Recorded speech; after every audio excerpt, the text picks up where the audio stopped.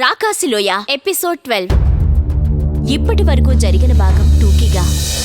క్షత్రియ యువకుల్లా వేషాలు మార్చుకునేందుకు కేశవుడు జయమల్లు నిశ్చయించుకుని బ్రహ్మదండి మాంత్రికుడు గుహలో దాచుకున్న బంగారం దొంగిలించారు. అదే సమయంలో బ్రహ్మదండి కేకలు పెడుతూ తన గది నుంచి బయటకు పరిగెత్తాడు. అతణ్ణి కాపలా భటుడు అడ్డుకుని తన తోటి భటుల కోసం కేకలు పెట్టాడు. ఆ తరువాత గుండెల మీదికి సూటిగా గురిచేసి ఉన్న ఈటే కాపలాభట్టుడి కేకలు వింటూనే బ్రహ్మదండి మాంత్రికుడికి నిద్రమత్తు వదిలిపోయింది. అంతలో అక్కడికి మరిద్దరు కాపలాభట్టులు పరిగెత్తుకుని వచ్చారు. పారిపోవాలని చూస్తున్నాడా? చూస్తారే, పొడవండి అంటూ ఒక భట్టుడు ఈటెను పైకెత్తాడు. బ్రహ్మదండికి ప్రాణం పోయినంత పనయింది. అతడు క్షణకాలం పాటు నోటి వెంట మాట రాక తడబడి తరువాత కాస్త తెప్పరిల్లి, అయ్యలారా, వీరభట మహాశయుల్లారా, నన్ను చంపకండి, నేను పారిపోవాలని ప్రయత్నం చెయ్యలేదు అన్నాడు వణికిపోతూ. పారిపోయేందుకు ప్రయత్నించలేదా? అయితే ఇదంతా ఏమిటి? నేను అబద్ధాల కోరుననా నువ్వనేది అంటూ మొదటి దారి అడ్డగించిన భటుడు ఈట తిరగవేసి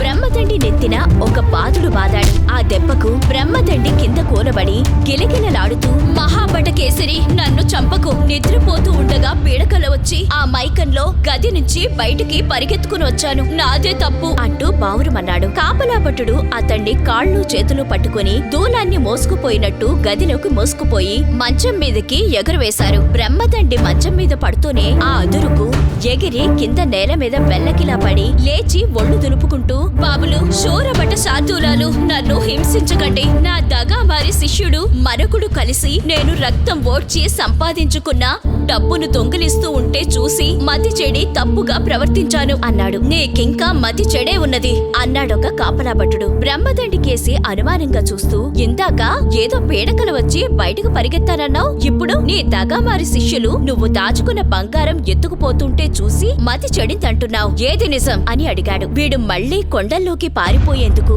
ఏదో ఎత్తు వేస్తున్నాడు. వీడి ఆట కట్టించాలంటే రాజగురువు కోసం కబురు పంపాల్సిందే అన్నాడొక భటుడు. రాజగురువు పేరు వింటూనే బ్రహ్మదండి గడగడ వణికిపోతూ, నాయనలారా, యోధభట బల్లూకల్లారా, నన్ను కరుణించండి. ఈ అర్ధరాత్రి సమయంలో వెళ్లి రాజగురువును నిద్రలేపితే ఆ కోపంలో ఆయన నన్నేమైనా చెయ్యవచ్చు, నా తప్పు మన్నించండి అన్నాడు. కాపలా భటులు తమలో తాము కూడబలుక్కుని మాంత్రికుడి గది తలుపులు బిగించి అక్కడ ఇద్దరు కాపలా ఉండగా మూడోవాడు రాజగురువు దగ్గరకు పోయాడు. రాజగురువు భటుడు చెప్పిందంతా విని, మంచి పని చేశారు, తెల్లవారుతోనే వాణ్ణి రాజుగారి దగ్గరకు తీసుకునిరండి. మీ నాయకుడితో కొండల్లోని బ్రహ్మదండి గుహ దగ్గర ఏమి జరుగుతుందో తెలుసుకుని రమ్మని చెప్పండి అని అన్నాడు. సూర్యోదయం అయ్యేలోపే నలుగురు భటులు బ్రహ్మదండి మాంత్రికుడి గుహ దగ్గరకు వెళ్లి గుహ ముందు కాళ్ళు చేతులు కట్టి పడవేసి ఉన్న తమ ఇద్దరి అనుచరుల్ని చూశారు. వాళ్లు రాత్రి జరిగిన సంగతంతా చెప్పారు. గుహ దగ్గర నుంచి భటులు రాజనగరుకు తిరిగి వచ్చేసరికి అక్కడ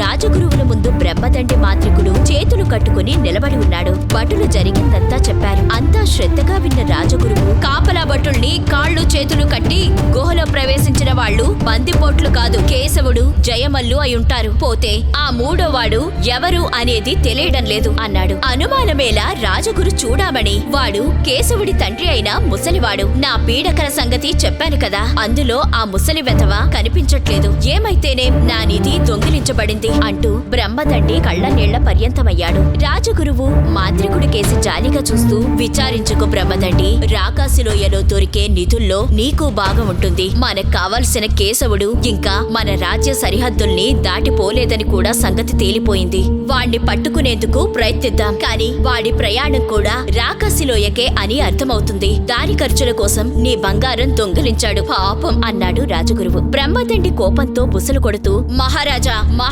గురుశేఖర, ఇక నాకు అనుమతినిప్పించండి. తమరు వేసిన పథకం ప్రకారం నేను రాకాసిలోయ చేరి ఆ దుష్టులైన కేశవ జయమల్లుని కాలభైరవుడికి బలి చేసి అక్కడ లభించే ధనరాశుల్ని తమ వద్దకు పట్టుకుని వస్తాను అని అన్నాడు. రాజగురువు అక్కడ నిలబడి ఉన్న భటుల్ని వెళ్లిపొమ్మని చెప్పి రాజుతో, మహారాజా, బ్రహ్మదండి, జితవర్మ, శక్తివర్మల ప్రయాణానికి ఈ సాయంకాలం ముహూర్తం పెట్టారు. పెట్టాను. ఎవరికి ఎలాంటి అనుమానం కలగకుండా ఉండేందుకు గాను మన వేగుల వాళ్ళు ఈసరికే నగరంలో అవసరమైన వదంతులు లేవదీసి ఉంటారు అని అన్నాడు. రాజగురువు చెప్పినట్టు ఆనాటి సూర్యోదయం వేళకే బ్రహ్మపుర నగరంలో ఒక వదంతి ప్రచారం కాసాగింది. రాజగురువు కాలి మీద ఎప్పుడో ఒక వ్రణం లేచిందని, అది ఎన్ని చికిత్సలకు లొంగనందున వింధ్యారణ్యంలో దొరికే ఒక ఔషధం కోసం బ్రహ్మదండి మాంత్రికుడు వెళుతున్నాడని ప్రజలు చెప్పుకోసాగారు. రాకాశిలోయలో ఏవో నిధుల కోసం బ్రహ్మదండి వెళుతున్నాడని తెలిస్తే అతడు ప్రయాణించవలసిన దేశ రాజులు అతడికి ఆటంకాలు కలిగిస్తారని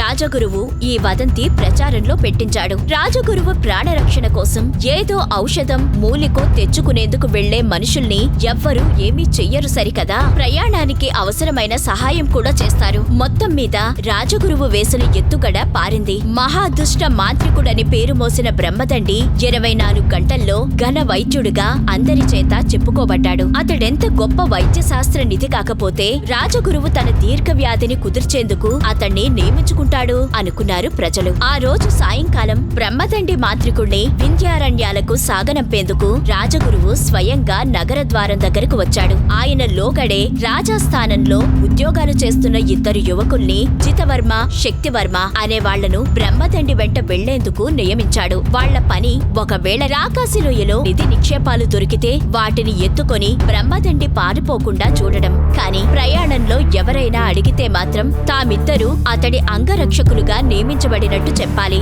నగరంలోకి ప్రవేశించేటప్పుడు ఎంతో అవమానించబడిన బ్రహ్మదండి నగరం వదిలిపోయేటప్పుడు గొప్పగా సన్మానించబడ్డాడు. నగర ద్వారం వద్ద గుంపులు గుంపులుగా చేరిన ప్రజల్లో కొందరు అతడి మెడలో పుష్పమాలలు కూడా వేశారు. ఆటలు వినోదాలు కూడా సాగాయి. ఇక్కడ బ్రహ్మపురి నగరాన్ని మాంత్రికుడు వదిలి వెళ్లే సమయంలో అక్కడ అడవి మధ్య తాగున్న కేశవుడు, జయమల్లు కూడా వింధ్యారణ్యాలకు వెళ్లేందుకు తయారవుతున్నారు. కేశవుడి తండ్రి కొని తెచ్చిన దుస్తులు ధరించడంతో వాళ్ళిద్దరూ క్షత్రియ యువకుల్లాగా మారిపోయారు. డాలు, కత్తి, శరస్త్రాణం, అంబుల పొది వాళ్ళనిప్పుడు చూసిన వాళ్ళెవ్వరూ గొడ్ల కాపరి, బ్రహ్మదండి మాంత్రికుడి శిష్యుడు అని గుర్తించలేరు. ఈ విధంగా వాళ్ళిద్దరూ వేషాలు వేసుకొని బయలుదేరనున్న సమయానికి ముసలివాడు కూడా తాను వాళ్ల వెంట వస్తానని పట్టుపట్టాడు. కేశవుడు, జయమల్లు అతడికి దారిలో ఎదుర్కోవాల్సి ఉన్న ఆపదలను గురించి చెప్పారు. ఈ వృద్ధాప్యంలో కొండలు, అడవుల వెంటపడి కొన్ని వందల కోసల దూరం నడవడం కష్టమని అన్నారు. కాని ముసలివాడు తన పట్టు వదల్లేదు. సరే, ఈ రూపంలో నిన్ను ఎవరైనా గుర్తిస్తారు ఎట్లా అనన్నాడు కేశవుడు. ముసలివాడు ఎగిరి గంతేశాడు. నగరంలో మీకు దుస్తులు కొనేప్పుడే నాకు అవసరమైన దుస్తులు కొనుక్కున్నాను. కొంచెం ఆగండి, నన్ను మీరు గుర్తించగలరో లేదో చూస్తాను అంటూ ముసలివాడు చెట్ల చాటుకు వెళ్లి 1/2 గంట కాలం గడిచి గడవక ముందే తిరిగి వచ్చాడు. ముసలివాడి వేషం చూసి కేశవుడు, జయమల్లు పొందిన ఆశ్చర్యం అంతా ఇంతా కాదు. పట్టు వస్త్రాలు, మెడలో రుద్రాక్షమాల, చేతిలో దండక మండలాలు, చెవులకు కుండలాలు, ముఖాన విభూతి రేఖలు. అతడిప్పుడు అచ్చుం పండితుడిలా ఉన్నాడు. నేనిప్పుడు మీ ఇద్దరికి గురువును, రాజపుత్రులను దేశాటన చేయించేందుకు బయలుదేరిన వాణ్ణి, తెలిసిందా అన్నాడు ముసలివాడు. అది బాగానే ఉంది గురు, కాని మనం దారిలో ఏ నగరానికైనా వెళితే అక్కడ పండితులు నిన్నేమైనా ప్రశ్నిస్తే అప్పుడు మనం ఏమయ్యేట్టు అని అడిగాడు జయమల్లు. గురు మౌనానందుడు. ఈ యాత్రలో ఆయన తన శిష్యులతో తప్ప మరెవ్వరితోనూ మాట్లాడరు, సరిపోయిందా అన్నాడు ముసలివాడు. కేశవుడికి తన తండ్రిని వెంట పెట్టుకుని వెళ్లటమే క్షేమం అనిపించింది. ఈ వయసులో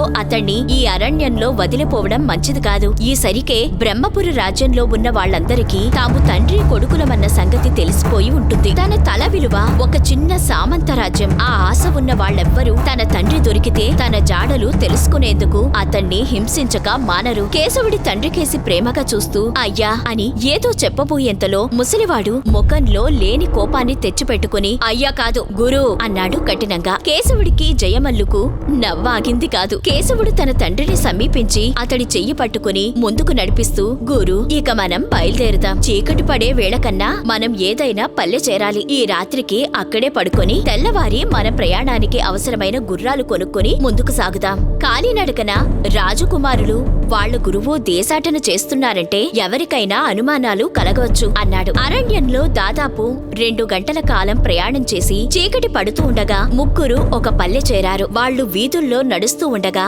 రచ్చబండ చుట్టూ చేరిన జనం అనుకునే మాటలు వాళ్లకు కొంత ఆశ్చర్యాన్ని, భయాన్ని కూడా కలిగించాయి. బ్రహ్మదండి మాంత్రికుడు 2 అంగరక్షకుల్ని వెంట పెట్టుకుని వింధ్యారణ్యాలకు వెళుతున్నాడట. అక్కడ మాత్రమే పెరిగే ఒక ఔషధాన్ని తెచ్చి ఎన్నాళ్ళు ఇన్నాళ్లుగా నయం కాని రాజగురువు కాలి వ్రణాన్ని నయం చేస్తాడట అని అనుకుంటున్నారు అక్కడున్న ప్రజలు. ఇందులో ఏదో మోసం ఉంది. అయినా మనం రాజపుత్రులము కనుక ఈ అలగా జనం ఆడుకునే ఊసు కబుర్లలో తల దూర్చకూడదు అంటూ జయమల్లు కేశవుడి వైపు సైగ చేసి రచ్చబండ దగ్గర ఉన్న జనంతో ఈ పల్లెల్లో పూటకుళ్ళ ఇల్లు ఎక్కడో చెప్తారా అని అడిగాడు. ఆ ప్రశ్న వింటూనే ఒక వృద్ధుడు ముందుకొచ్చి, అయ్యా, పూటకుళ్ళ ఇల్లు ఈ దగ్గరలోనే ఉంది, కానీ అక్కడ మీకు వసతి దొరకదేమో అని నా భయం. రాజుగారి ఆజ్ఞాపత్రం తీసుకుని బ్రహ్మదండి అనే ఒక ఘన వైద్యుడు, అతడి అంగరక్షకులు ఇద్దరు ఈ రాత్రికే అక్కడే దిగబోతున్నారని వార్త వచ్చింది అని అన్నాడు. ఆ మాటలు వింటూనే కేశవుడు జయమల్లు గతుక్కుమన్నారు. కాని ముసలివాడు మాత్రం దండం పైకెత్తి, అలాగా, సరే చూద్దాం. దేశాటనకు బయలుదేరిన రాజకుమారులు పూటకుళ్ళ కొంపలోనే రాత్రంతా గడపాలని ఎక్కడుంది? ఓ ఈ శిష్యులారా, రండి, నడవండి అంటూ ముందుకు కదిలాడు. ఈ కథ యొక్క తర్వాతి భాగాలు వినాలి అనుకుంటే మా ఛానల్ ని సబ్స్క్రైబ్ చేయండి. పక్కనే ఉన్న బెల్ ఐకాన్ ని ప్రెస్ చేయండి. ఇప్పటి వరకు విన్న కథ మీకు నచ్చినట్లయితే మా ఛానల్ ని లైక్ చేయండి. మీ అభిప్రాయాలు తెలపాలనుకుంటే కామెంట్ చేయండి. తప్పకుండా మీ ఫ్రెండ్స్ కి షేర్ చేయండి.